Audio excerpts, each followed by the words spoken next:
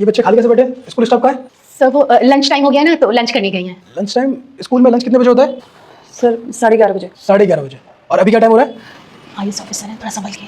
IAS officer sir 11:15 बजे। 11:15 बजे। Ma'am आप मुझे बता सकते हैं टीचर कहाँ गए? लंच टाइम तो अभी हुआ नहीं है, बताइए। सर शायद वॉशरूम गए हैं। वॉशरूम, यानी कि 5 मिनट में आ जाएंगे। जी सर। आधा घंटा हो गया, देखते हैं कौन से वॉशरूम में गए। सर वो बस आ ही रही हूँ। मैं शराब देती हूँ तेरी माँ मर जाएगी। अगर आपने वीडियो को लाइक और चैनल को सब्सक्राइब नहीं किया तो यस सर, आपने बुलाया था। आप ये बताइए क्लासरूम छोड़ के आप कहाँ गए थे? ये टाइम आपका पढ़ाने का है ना?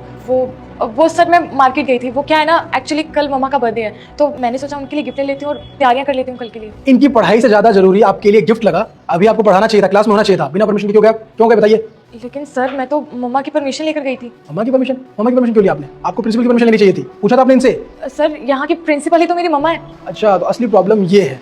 लेकिन मैम आप तो कह रहे थे कि ये स्टाफ वॉशरूम गए, लेकिन ये तो कुछ और कह रहे हैं। बताइए, अब जवाब नहीं है आपके पास, बोलिए ना। सर प्रिंसिपल मैम और सर उन्हीं टीचर्स को छुट्टी देते हैं जो उनके जान पहचान के टीचर्स हो। और सर ये कोई 1-2 दिन से नहीं चलता आ रहा है सर, ये तो बहुत पहले से चलता आ रहा है। और अगर हम इनको कुछ बोलते हैं तो ये हमें धमकी देते हैं कि हमें स्कूल से निकाल देंगे। सुना मैडम आपने? एक्चुअली यहाँ मैं इसी की कंप्लेंट पाया था। आप लोग इतने करप्ट हो चुके हैं, अंदर से इतने भ्रष्ट हो चुके हैं कि आपको पता ही नहीं है कि आपको क्या करना है क्या नहीं करना।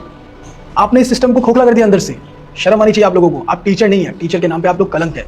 आपको बच्चों को अच्छे संस्कार, अच्छी शिक्षा देनी चाहिए।